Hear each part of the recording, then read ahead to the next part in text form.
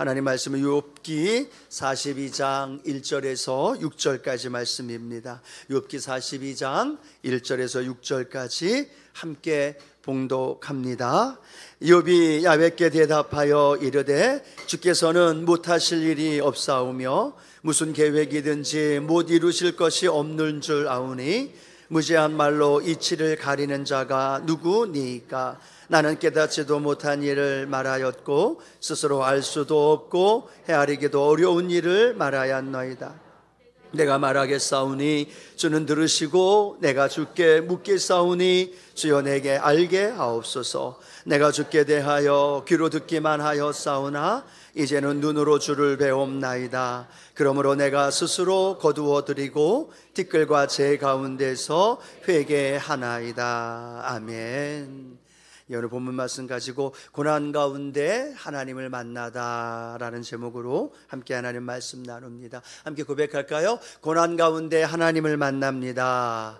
고난 가운데 하나님을 만납니다. 옆에 계신 분하고도 고백해 볼까요?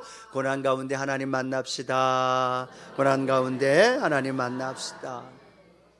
지난주와 함께 이어서 오늘까지 우리가 욥기에 대해서, 욥에 대한 말씀을 좀 함께 나눕니다. 특별히 욥의 고난 속에서 하나님을 만났던 그 은혜가 오늘 예배드리는 저와 여러분에게도 함께 하기를 축복합니다. 여러분, 닭과 독수리는요, 위험 앞에서 아주 다른 행동을 보인다고 합니다. 폭풍이 몰려오면 닭은 몸을 움츠리고 날개에 숨긴 채로 숨을 곳이 있는 곳을 향해 도망간다고 이야기를 하죠. 독수리는 반대로 폭풍우가 다가오면 그 폭풍우를 향하여 거대한 날개를 쫙 펴고 태풍에 몸을 싣고 안전지대로 날아가서 그곳에서 유유하게 독수리로서의 그 모습을 보여준다고 하죠. 사람들도 이 두 가지의 유형이다라고 이야기를 합니다. 한 사람은 위기가 다가오고 고난이 다가오고 어려움이 다가오면 몸을 움츠리고 또 움츠리는 가운데에서 숨을 곳을 찾는 사람, 닭형, 이름도 좀 그래요. 그런 종류의 사람들. 또 한 종류의 사람은 독수리처럼 날개를 쭉 펴고 고난이 다가오고 문제가 다가오면 정면으로 대처하고 담대하게 그것을 뚫고 고난 속에서 고난으로 끝나는 것이 아니라 더 놀라운, 더 크고 더 비상되어지는 그러한 모습의 사람, 독수리형 인간이다라고 이야기를 합니다. 여러분은 어떤 종류의 사람인가요? 닭형인가요? 독수리형인가요? 고난은 우리 모든 사람들에게 다가옵니다. 오늘 우리가 욥을 함께 말씀을 나누고 있는데 욥만 다가온 고난이 아니라 우리의 인생에도 계속되어지는 고난이 다가올 거라는 것 우리 너무나 잘 압니다. 혹시 고난이 없이 요즘 평안함 가운데 형통한 가운데 사시는 분 계시나요? 주님의 이름으로 축복합니다. 그럼에도 조심하십시오. 언제 고난이 다가올 줄 모릅니다. 혹시 고난 속에 있는 분 계십니까? 주님의 이름으로 축복합니다. 그 고난이 변하여 하나님의 축복으로 바뀌어지기 때문입니다. 특별히 우리 청년들 또 우리 틴스파와 주의 자녀들도 함께 예배드리는데 그들은 그들 나름대로의 고난이 있을까요? 없을까요? 있어요. 우리보다 더 심한 고난과 어려움과 문제가 있겠죠. 그런 고난의 인생 속에 살아가는데 욥의 인생을 통해 우리가 오늘 세 가지 좀 나눠볼 텐데요. 첫 번째로는 고난에는 하나님의 분명한 목적이 있다는 사실입니다. 그걸 우리의 마음속에 깨닫는 은혜가 되기를 원합니다. 우리가 잘 알아요. 욥에 대한 상황. 일순간에 그가 갖고 있었던 모든 재산, 양과 소와 나귀와 암나귀 모든 것들을 잃어버립니다. 10명의 자녀, 혹시 욥기를 읽어보면서 그런 생각 안 해보셨나요? 10명의 자녀를 다 하나님 생명을 잃을 일이 있나요? 한 사람이라도 좀 남겨두면 좀 어떨까요? 생각하지만 10명의 자녀가 다 생명을 잃게 되죠. 그 몸에 종기가 나서 온몸을 긁어야 되고 평생 함께 살겠다고 이야기했던 아내도 하나님을 욕하고 저주하고 죽으라고 그렇게 저주하며 욥을 떠납니다. 세 친구가 찾아와서 그 친구를 이렇게 위로해 준다라고 이야기하지만 위로가 아니라 더 마음을 아프게 하고 힘들게 하는 그런 사방으로 모든 것이 막혀있는 고난의 욥의 모습을 보게 되죠. 오늘 저와 여러분의 삶에는 욥과는 다른 모습이지만 나름대로 한 사람 한 사람 다 감당할 수 없는, 이해할 수 없는 또 오늘도 그 고난 때문에 버티며 힘겨워하는 그런 고난들이 다 있지 않을까라는 생각을 합니다. 여기 서 있는 저도 고난이 있을까요? 없을까요? 고난이 있어요. 말 못하는 고난이 있고 또 그 고난 때문에 하나님께 매달려 기도하는 그 고난도 있다는 겁니다. 근데 놀라운 건 이 고난 속에서 욥은 자신이 알고 있었던 모든 하나님에 대한 부분, 인간이 가지고 있었던 지혜와 지식, 그 전에 그가 갖고 쌓아 놓았던 모든 어떤 가치관과 세계관이 완전히 무너지며 산산조각이 되어져 버리는 그런 욥의 모습을 발견하게 되어집니다. 무엇으로 인하여 그게 가능해졌을까요? 고난으로 인하여 그것이 가능해졌다는 거죠. 여러분, 사람은 고난이 다가오지 않으면 절대로 바뀌기 힘든 존재입니다. 완악함도, 또 그대로 갖고 있었던 삶의 경험도, 또 내가 주장하고 있는 고집도, 또 내가 소유하고 있는 많은 것들도 바뀌지 않고 깨어지지 않고 늘 그대로 있다는 사실이죠. 그런데 고난이 다가오면 그 고난으로 인하여 우리가 부서지는 일이 있고 깨어지는 일이 있고 자신을 되돌아보기도 하고 하나님을 찾기도 하고, 그래서 고난이 고난으로 끝나는 것이 아니라 고난을 통해 내가 부서지고 나 대신 주의 복음의 은혜를 새롭게 발견할 수 있는 그러한 믿음의 성도님들 되어지기를 축복합니다. 때로는 고난 때문에 신음도 합니다. 갈등도 합니다. 하나님 앞에 욥처럼 항변도 합니다. 그러나 중요한 건 뭐예요? 그 고난 속에는 하나님의 분명한 목적이 있다는 사실을 우리의 마음속에 깨닫게 되어지기를 축복합니다. 어떤 사람은 고난이 오면 왜 고난이 왔을까? 고난이 온 이유를 찾아갑니다. 그 고난을 어떻게 하면 해결해야 할까? 고난을 풀어가는 방법도 찾아갑니다. 또 어떤 사람은 고난 때문에 말 그대로 닭형처럼 그렇게 숨어서 또 그렇게 주저앉아 있는 사람도 있다라는 겁니다. 그런데 중요한 건 그 고난은 우연히 우리에게 다가오든 때로는 내가 실수하고 넘어져서 다가오든 그 고난 속에는 하나님의 분명한 목적이 있다는 것, 그리고 그 고난을 하나님이 허용하시면서 우리를 통해서 분명히 계획하시는 분명한 목표가 있다는 사실을 우리 가운데 깨닫는 은혜가 있게 되기를 축복합니다. 갈등해도 좋아요. 힘들어해도 좋아요. 어려워해도 좋아요. 오늘 욥도 마찬가지지 않습니까? 그럼에도 불구하고 욥은 분명히 고백합니다. 하나님은 선하십니다. 그리고 그 선하신 하나님은 나의 고난을 통하여서 하나님의 분명한 목적을 향하여 걸어가기를 원하는 오늘 욥의 고백, 저와 여러분의 삶에 그 분명한 목적을 발견하고 깨닫는 은혜가 있게 되기를 축복합니다. 그 목적에 대하여 생각하는 사람은요, 고난을 고난으로 보지 않아요. 문제를 문제로 보지 않아요. 그 뒤에 감춰져 있는 더 풍성한 하나님의 축복을 기대하는 마음을 갖게 되고, 하나님의 나에게 무엇을 원하고 계시는가를 묻게 되어지는 그러한 은혜가 있게 되어지는 거죠. 그래서 영국의 저술가인 C.S. 루이스는 이 고난에 대하여 우리에게 이렇게 도전을 주고 있습니다. 함께 같이 읽어볼까요? 평안할 때 인간은 하나님께서 양심을 통해 속삭이는 소리를 잘 듣지 못한다. 그래서 하나님께서는 고난을 보내시는 것이다. 고난은 인간의 잠든 감각을 깨우시는 하나님의 큰 소리이다 라고 말합니다. 하나님이 보통 일상 속에서 우리에게 말씀하실 때 우리는 잘 듣지 않는다는 거예요. 깨어지지 않고 부서지지 않다 보니까 하나님은 나에게 말씀하시는 그 말씀을 알아채지 못한다는 거예요. 근데 언제 깨달아 알아요? 고난이 다가올 때. 그 고난이 왜요? 하나님의 확성기로, 하나님의 큰 소리로 우리에게 하나님이 말씀하시는 것을 들을 수 있는 기회이기 때문에, 그 하나님의 목적을 발견할 수 있는 통로이기 때문에 그 고난을 통해 하나님의 음성을 듣게 되어지는 저와 여러분 되어지기를 축복합니다. 예수님도요, 고난받으신 목적이 있죠. 예수님 왜 고난당하셨을까요? 우리는 많은 것을 이야기할 수 있는데 히브리서 13장 12절에는 예수님이 고난받으신 이유를 이렇게 설명하죠. 함께 고백합니다. 그러므로 예수도 자기 피로써 백성을 거룩하게 하려고 성문 밖에서 고난을 받으셨느니라. 아멘. 예수님도 고난을 받으셨어요. 그런데 일부러 우연히 어떠한 아무 의미 없이 고난을 받은 것이 아니라 주님은 이렇게 말씀합니다. 자기 피로써 백성인 저와 여러분을 거룩하게 하시려고. 즉 예수님의 고난이 저와 여러분을 거룩하게 하셨고, 예수님의 고난이 하나님의 자녀로 저와 여러분을 만들어 주셨고, 예수님의 채찍 맞으심이 저와 여러분을 치료해 주셨고, 아멘. 주님의 고난이 그 분명한 목적을 이루었고, 그 목적을 통해 저와 여러분이 하나님의 자녀가 된 줄로 믿습니다. 그럴 때 그 고난의 목적은 잘 보이지 않아요. 그 목적보다는 고난이 무거워서 지칠 때가 많아요. 그 고난이 버거워서 넘어질 때가 많아요. 그럼에도 우리는 계속되는 영적 전쟁에서 하나님은 좋으신 하나님이십니다.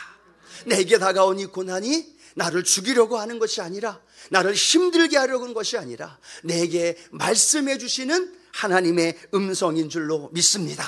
이런 믿음의 영적 고백과 함께 나아갈 때 시편에 나와 있는 119편 71편의 고백이 저와 여러분의 고백이 됩니다. 다시 한번 고백할까요?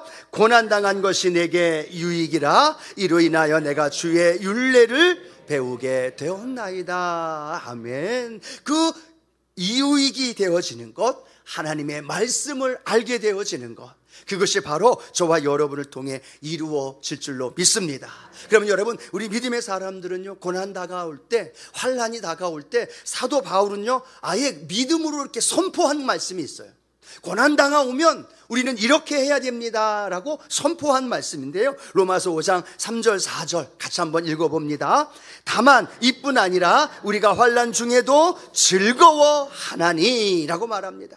환난 중에도 뭐 하라고요? 즐거워하라는 겁니다. 환난이 크고 작고의 문제가 아니라는 거죠. 환난이 왜 왔는지, 그것이 내게 어떠한 아픔과 상처를 주었는지, 그거는 2차적인 문제이고, 사도 바울은 이렇게 얘기합니다. 환난 중에도 믿음의 사람들은 즐거워합니다. 왜요? 그 목적을 알고 있기 때문에, 그 안에 하나님의 뜻이 있음을 알기 때문에. 고난이 끝이 아니라 환난은 인내를, 인내는 연단을, 연단은 소망을 이루는 줄 알미로다. 그 환난이 끝이 아니라 소망으로 바뀌어지게 되고, 할렐루야, 그 환난이 저와 여러분의 삶을 하나님의 음성을 듣게 되어주는 소망의 삶으로 인도해 주는 것만이 아니라, 로마서 8장 18절 함께 고백합니다. 생각하건대 현재의 고난은 장차 우리에게 나타날 영광과 비교할 수 없도다. 고난이 크다는 거예요? 영광이 크다는 거예요? 질문 드리는 거 다시 한번. 고난이 큰 거예요? 영광이 큰 거예요? 영광이 크다는 거예요. 아유 목사님, 제 고난이 더 커요. 고난이 너무 크고 힘들어요. 아니요, 성경은 분명히 말합니다. 현재의 고난보다 장차 우리에게 나타날 영광, 부활하신 주님의 능력 안에서 그 영광스러운 일들이 비교할 수 없다는 거예요. 무엇과 비교할 수 없어요? 지금 우리가 겪고 있는 고난, 10대의 나이에 겪고 있는 고난, 청년의 나이에 겪고 있는 남이 알 수 없는 그 고난, 우리는 알 수 없지만, 이해할 수 없지만, 중요한 건 그 고난이 끝이 아니라 장차 나타날 영광보다 더 큰 하나님의 축복이 우리를 위해 준비하고 계시다는 것. 그래서 우리는 고백합니다. 하나님, 이 고난은 내가 헤아릴 수 없고 이해할 수 없지만 이 고난은 하나님의 손 안에 있습니다. 이 고백이 저와 여러분의 고백이 되기를 축복합니다. 여러분, 위로가 되지 않나요? 고난이 내 안에 있다면 해결할 수 있나요? 해결할 수 있는 분 한 번도 없을걸요? 그런데 고난이 하나님 손 안에 있대요. 야, 이럴 때는 아멘이 좀 더 크게 나오면 좋을 것 같아요. 고난이 누구 손 안에? 예, 집사님, 그 당하는 그 고난 하나님의 손 안에 있어요. 이것만큼 확신한 응답이 어디 있습니까? 그걸 바라보며 나아가기를 축복합니다.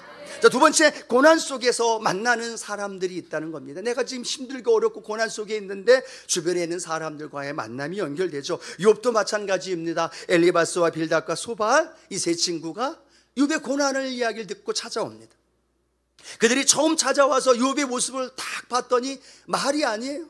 온몸이 종기가 나서 피고름으로 인하여 고통당하고 재산은 다 사라지고 자식들이 다 죽어진 그 모습 보고 이 세 명의 친구는 어떤 행동을 하느냐? 욥기 2장 13절 이렇게 기록합니다. 함께 합니다. 밤낮 7일 동안 그와 함께 땅에 앉았으나 욥의 고통의 심함을 보므로 그에게 한마디도 말하는 자가 없었더라.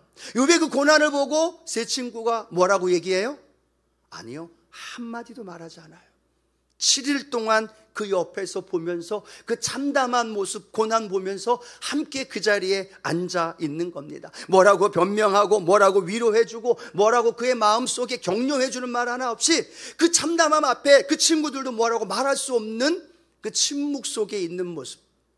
여러분, 진정한 위로는 내가 아는 지식과 내가 경험했던 것으로 몇 마디 말로 위로해 주는 것이 아니라 그 고난당하는 사람 옆에 함께 있어주는 것이 진정한 위로자인 줄로 믿습니다. 함께 안아주고 함께 손잡아주고, 사랑하는 어머니를 잃으신 분에게, 때로는 갑작스러운 질병으로 고통당하는 이에게 이런저런 이야기하면서 위로해 주기보다 그냥 끌어안아주고 손잡아주고 함께 그 자리에 있어주는 것, 그것이 바로 위로이고 그것이 바로 우리 믿음의 성도들이 해야 할 일인 줄로 믿습니다. 왜요? 저와 여러분이 입 다물고 침묵하며 함께 있어주면 누가 일하실까요? 하나님이 일하십니다. 근데 내가 위로해 주려고 내가 아는 지식으로 그렇게 말하게 되면 도리어 화가 나게 되고 도리어 더 큰 아픔의 길로 걸어가는 모습을 보게 되어지죠. 자녀들을 양육할 때도 마찬가지죠. 쉽지 않지만 자녀들의 고난 속에, 청년들의 아픔 속에 함께 있어주고 손잡아주고, 또 권사님들, 장로님들의 아픔 속에 함께 있어주는 그 입 다물고 침묵 속에 함께 위로해주는 그 은혜, 우리 순복음의 가족들 안에 함께 하기를 소원합니다. 어떤 사람을 찾아요? 침묵하는 사람, 손잡아주고 함께 해주는 사람. 그런데 여러분, 거기까지 하면 얼마나 좋아요. 근데 욥의 세 친구는 그 다음 단계로 넘어갑니다. 욥기 4장부터 27장까지 계속 되어지게 욥을 비난하고 정죄하고 자기가 알고 있는 것으로 인하여 욥을 힘들게 합니다. 근데 이 세 친구가 말하는 모습을 보니까요, 우리가 행하는 모습 그대로 행하고 있는 모습을 봅니다. 예를 들어 볼게요. 엘리바스라는 이 친구는요, 자기의 경험 속에 특별한 계시를 받았던, 묵시를 받았던, 환상을 받았던 것을 이야기하면서 욥에게 이야기합니다. 욥, 너 죄졌기 때문에 그런 거야. 죄졌기 때문에 이야기하는 그 상황을 자기가 경험한 것을 토대로 이야기합니다. 여러분, 엘리바스만 일어나요? 우리는 안 그래요? 고난당하는 사람 찾아가서 뭐라고 얘기해요? 야, 나도 당해봤어. 나도 그 일 겪어봤어. 나는 더 심한 일 겪어봤어 라고 말하면서 그 힘들고 어려운 사람을 위로한답시고 뭘 해요? 자기 자랑하고 자기 경험 이야기하고 자기의 이야기를 털어놓는 것이 엘리바스의 모습이 아니라 우리의 모습이 아닐까. 또 위로해주는 빌닷의 모습은 뭐라고 얘기합니까? 하나님은 불의한 일을 행하는 분이 아니야. 맞아요, 틀려요? 하나님은 불의한 일을 행하시는 분이에요? 행하지 아니하시는 분이에요? 불의한 일을 행하지 않으시는 분이죠. 당연한 거죠. 하나님의 일반적인 진리를 가지고, 내가 알고 있는 하나님에 대한 지식을 가지고 욥을 잣대를 들이댑니다. 그리고 욥을 향하여 너 죄졌기 때문에 지금 징계받는 거야. 알지? 하나님 불의한 일 행하시는 분 아니야. 그러니까 너는 죄졌어 라고 말하죠. 우리가 서로 고난당하는 자를 찾아가서 위로해 준다고 자기가 알고 있는 하나님을 이야기합니다. 자기가 만났다고 이야기하는 하나님을 이야기하면서 그에게 위로해 준다고 말하면서 뭐라고 얘기해요? 하나님은 그런 분 아니야. 하나님은 너한테 그렇게 잘못하고 너한테 그런 일 행하실 분이 아니야. 일반적인 하나님에 대한 지식으로 우리가 고난당하는 자들을 향하여 손가락질할 때가 있지 않느냐. 또 소발은 어떻습니까? 이렇게 얘기합니다. 아예 욥, 너는 죄를 지었어 라고 말하고 그렇게 이야기를 하면서 욥에게 빨리 회개해. 그리고 하나님이 회개하면 복 주실 거야. 맞아요, 틀려요? 회개하고 하나님께 나아가면 복 주셔요, 안 주셔요? 맞는 말이에요. 근데 욥에게는 해당되어지는 게 아니에요. 욥은 죄로 인한 당한 고난이 아니기 때문에. 근데 우리가 어때요? 고통당한, 아픔하는 사람, 때때로는 여러 가지 사건 사고로 인하여 힘들어하는 사람에게 아유, 저 집사도 뭐 잘못했나 봐, 뭐 죄졌나 봐. 우리가 알고 있는 경험, 우리가 알고 있는 하나님, 우리가 알고 있는 그러한 것으로 많은 사람을 고난하고 힘들게 하고 아프게 하고 있지는 않는지, 오늘 세 친구의 모습을 보면서 오늘 저와 여러분이 어떻게 위로해 주어야 할지를 깨닫게 해주는 말씀이 바로 욥에 대한 말씀인 줄로 믿습니다. 위로자는요, 가르치는 자가 아니에요. 고난당하는 자와 함께 있는 자는요, 가르쳐주고 깨닫게 해주고 그를 향하여 지적해주는 자가 아니라 함께 있어주는 자, 또 동행하면서 그에게 정말로 필요한 진정한 위로를 주는 자인 줄로 믿습니다. 그 말씀 속에 봤더니 진정한 욥이 바로 그 친구들을 위해서 그 위로해주고 그의 문제를 해결해 주었던 하나님의 말씀이 기록된 말씀을 봤어요. 욥기 42장 10절인데요 욥이 고백하면서 함께 하시는 하나님의 축복인데요, 함께 읽어봅니다. 욥이 그의 친구들을 위하여 기도할 때 야훼께서 욥의 곤경을 돌이키시고 야훼께서 욥에게 이전 모든 소유보다 갑절이나 주신지라. 아멘. 세 친구와의 논쟁 속에서 하나님은 세 친구에게 노를 바라셨어요. 욥에게는 노를 바라지 않았고, 그러면서 하나님이 욥을 통해서 세 친구를 위해서 뭐 하라고 하셨느냐면 그들을 위해 기도해 주라고 말합니다. 그런데 여러분, 욥 방금 읽은 말씀 기억하시죠? 욥의 곤경이, 욥의 고난이 돌이키게 되어지는데, 그리고 그가 그 이전보다도 갑절의 축복을 받게 되는데 언제 그 일이 시작되어져요? 오늘 읽은 말씀에 보면 욥이 그의 친구들을 위하여 기도할 때, 한번 따라합니다. 기도할 때. 뭐 할 때요? 기도할 때입니다. 비난할 때가 아니라, 정죄할 때가 아니라, 자기의 지식으로 이야기하면서 그에게 말할 때가 아니라 욥이 하나님 앞에 세 친구를 위하여 기도할 때 하나님은 욥의 곤경을 돌이켜 주셨어요. 치료해 주시고 만져주셨고, 또 야훼 하나님께서 욥에게 더 필요한, 이전보다도 더 필요한 갑절의 축복이 함께 한 줄로 믿습니다. 그러면 진정한 위로는 무엇을 통해 이루어진다는 걸 우리에게 말씀해 줄까요? 그를 위해 기도해 주는 거예요.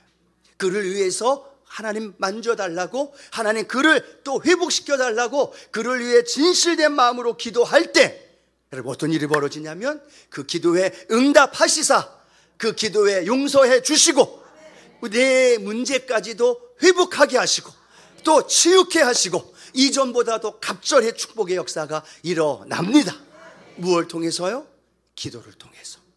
욥이 고난 중에 만난 친구들, 기도하는 친구들. 여러분, 이 세 친구가 욥을 위해 기도했다는 말은 하나도 안 나와요.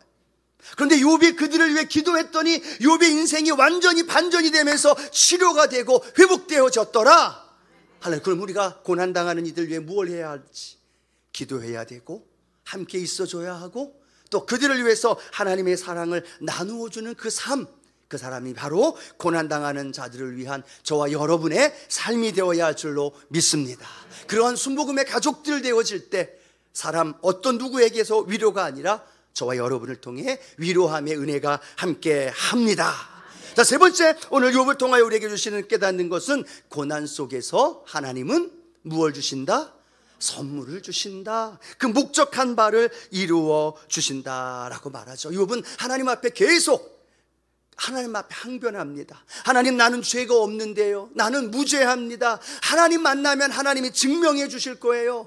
하나님 만나기를 간절히 사모하고 소원했던 이 욥의 모습을 봅니다. 그러자 하나님이 욥기 38장의 폭풍우 속에서 욥을 만나 주십니다. 여러분, 욥이 가장 궁금해했던 게 뭐예요? 나는 죄가 없으니까 내 죄를 증명해 주시기를 원하는 것이 욥의 소원이었어요. 내가 왜 고난당하는지 그 이유를 알고 싶었어요. 하나님이 만나주셔서, 하나님이 나타나셔서 내가 왜 고난받고 내가 왜 이런 아픔을 겪어야 하는지 말씀해 주십시오. 고난의 이유를 알고 싶었고 고난을 풀어가고 고난을 해결받기를 원했어요. 그런데 하나님은 그 욥에게 나타나셔서 그가 궁금해하고 그가 의문점을 가지고 있었던 것들을 해결해 주셨나요? 그가 궁금해하고 있었던 것들에 하나하나 일목요연하게 해답을 제시해 주었나요? 아니요. 성경에 보니까 하나님이 욥에게 나타나셔서 욥에게 뭐라고 얘기해요? 너 알고 있냐? 하나님께서 천지 만물을 창조할 때 그 모든 것을 너는 알고 있느냐? 수많은 자연에 연결되어 있는 동물들이 새끼를 베고 또 그것이 태어나는 그 모든 것 너 알고 있느냐? 하나님이 또 하나 질문합니다. 너는 할 수 있느냐? 이 모든 세상 만물을 통치할 수 있느냐? 하늘의 별과 해를, 그 질서를 내가 조율을 만들 수 있느냐? 그 모든 걸 만든 그 하나님이 그 욥 앞에서 너 할 수 있느냐? 라는 질문을 하고 있다는 겁니다. 이 너는 아느냐, 너는 할 수 있느냐라는 두 가지 질문 앞에 욥은 할 수 있는 말이 아무것도 없는 거예요. 자기는 아무것도 한 게 없거든요. 할 수도 없고. 그런데 그 하나님 앞에 무엇을 주장했어요? 나는 의롭습니다. 나는 죄 안 졌습니다. 나 하나님 만나서 내 죄 증명해 주고 싶어요 라고 얘기했는데, 하나님이 천지 만물 우주 모든 것 통치하시는 그 하나님이 나타나 임재하시니까 그 모든 문제와 갈등과 의문점들이 해결된 줄로 믿습니다. 여러분, 여기서 우리가 깨달아야 할 것이 바로 그겁니다. 내가 당하는 고난과 아픔이 크고 작고, 왜 당했느냐, 왜 내게 이런 아픔이 왔느냐, 왜 나에게만 이런 일들이 계속 반복되느냐, 그거에 대한 고민의 문제가 아니라 그 고난의 자리에 하나님이 나타나시면, 하나님을 만나면 그 모든 문제는 게임 오버가 되어진다는, 그 모든 것이 해결되어진다는 거예요. 그러면 우리의 기도의 제목이 어떻게 되어져야 할까요? 하나님, 이 고난 언제 해결되나요? 하나님, 이 아픔, 이 상처 언제 치유되나요? 하나님, 이 정말로 힘들고 지긋지긋한 이 상황 언제 풀어지느냐요? 하나님 앞에 기도하는 게 중요한 것이 아니라, 하나님이 욥에게 나타나신 것처럼, 하나님이 욥에게 말씀하시고 그의 임재를 보여주셨던 것처럼, 오늘 저와 여러분의 삶의 자리에 하나님을 만나는 은혜가 있게 되기를 축복합니다. 하나님을 만나면 내 문제는 너무나 작아 보여요. 하나님의 임재를 경험하면 그 임재 앞에서 내 염려, 근심, 슬픔과 상처는 너무나 보잘것 없어지는 거죠. 왜요? 그 하나님께 그 고난이 속해 있고, 하나님이 그 질문에 대하여 해답은 안 주시지만 더 시원하게, 더 확실하게 우리에게 응답하시고 그 하나님의 살아계심을 만나게 되어질 줄로 믿습니다. 그래서 욥기 42장 5절 욥은 고백하죠. 함께 고백합니다. 내가 주께 대하여 귀로 듣기만 하였사오나 이제는 눈으로 주를 배움나이다. 아멘. 고난의 가장 큰 중요한 포커스, 초점은 뭘까요? 귀로 듣던 하나님, 지식으로만 알던 하나님, 내 삶에서 함께 하시지라고 머리로만 알고 있던 하나님이 아니라 눈으로 직접 배웁고, 그 눈으로 배우는 하나님이 내 고난 속에서 함께 하시고, 그 함께 하시는 하나님이 내 고난을 해결하시고, 고난 이외에 더 큰 은혜와 능력으로 함께 하시는 축복의 하나님, 오늘 그 하나님을 만나기를 축복합니다. 여러분이 하나님 만나고 하나님의 임재 속에 살아가는 것이 더 중요하다는 거예요. 왜 고난을 주시느냐? 어쩌면요, 그 하나님이 자신을 드러내기 위해서. 왜 내게 아픔을 주느냐? 그 아픔 속에서 나와 함께 하시는 하나님을 우리에게 만나게 해주기 위해서. 아멘이신가요? 그 하나님을 우리는 초점을 맞춰야 되는 거예요. 고난이 아니라, 왜가 아니라, 언제가 아니라 그 전능하신 하나님. 신약성경의 야고보서 5장 11절에 보면 그 욥에 대한 이야기를 야고보 사도가 이렇게 기록합니다. 그런데 놀라운 은혜가 있는데요, 우리 야고보서 5장 11절 같이 한번 읽어봅니다. 보라, 인내하는 자를 우리가 복되다 하나니 너희가 욥의 인내를 들었고, 거기까지요, 욥의 인내를 들었어요. 여러분 아시죠? 참고 버티면서 하나님을 만나길 기대했던 욥의 인내를 들었어요. 그 다음 같이 읽어봅니다. 주께서 주신 결말을 보았거니와. 어떤 결말이에요? 그를 치료해 주시고 갑절의 복으로 채워주시고 그 가운데 하나님 풍성한 은혜로 회복시켜 주신 결말 아시는 분만 아멘. 근데 그것보다 더 중요한 건 뭐냐? 그 다음 말씀입니다. 함께 읽어봅니다. 주는 가장 자비하시고 긍휼히 여기시는 이시니라. 아멘. 야고보 사도가 말하고 싶어하는 것, 욥기 전체가 말하고 싶은 건 바로 그거예요. 주님은, 우리가 믿고 있는 하나님은 가장 자비하시고. 고난 속에서 그게 느껴질까요? 앞이 캄캄하고 사방이 막혀 있어서 정을망 속에 있는 그 상황에서 이 주님은 그럼에도 불구하고 가장 자비하십니다. 이게 정말로 믿어지나요? 그리고 그 주님을 만나야 된다라는 거죠. 또 말합니다. 긍휼이 가장 풍성하신 하나님이시다. 그 하나님이 저와 여러분이 믿고 있는 하나님이신 줄로 믿습니다. 그 고난의 현장 한가운데에서 자비로우신 하나님을 만나봐요. 그럼 뭐가 문제예요? 긍휼이 풍성하신, 아들 예수를 죽이기까지 우리를 사랑하신 그 긍휼이 풍성하신 주님을 만났어요. 그러면 고난이 문제예요? 아픔이 문제예요? 아니요. 그 가운데서도 긍휼이 풍성함으로 우리를 인도해 주시는 그 하나님 앞에 우리는 이 욥처럼 하나님 앞에 회개하며 겸손히 하나님의 은혜를 갈망할 수밖에 없는 연약한 존재임을 우리에게 설명해 주고 있습니다. 오늘 그 하나님이 오늘 저와 여러분의 하나님이십니다. 그 고난 속에서 가장 자비로우신 하나님 만나시기를 축복합니다. 가장 긍휼이 풍성하신 주님 만나시기를 축복합니다. 우리 주의 자녀들, 청년들, 청소년들 그 삶의 자리에 공부하는데 스트레스 속에 자비로우신 하나님, 긍휼이 풍성하신 하나님을 만나는 것이 문제예요. 그걸 만나면 그 믿음으로 그 고난을 뛰어넘어서 하나님의 축복을 경험하게 되고 하나님의 놀라운 은혜 안에 날마다 승리할 수 있는 믿음의 성도들로 우리를 인도해 주십니다. 고난 속에는 분명한 목적이 있어요. 그 고난을 당한 이들을 우리는 어떻게 섬겨야 할지, 또 그 고난 속에서 우리가 초점을 맞춰야 할 것은 그 자비로우시고 긍휼이 풍성하신 하나님이시라는 것. 오늘 그 하나님이 우리와 함께 하십니다. 고난의 한가운데 함께 하십니다. 그 하나님 만나고 그 하나님과 동행하는 믿음의 성도들 되기를 주님의 이름으로 축원합니다. 축원합니다.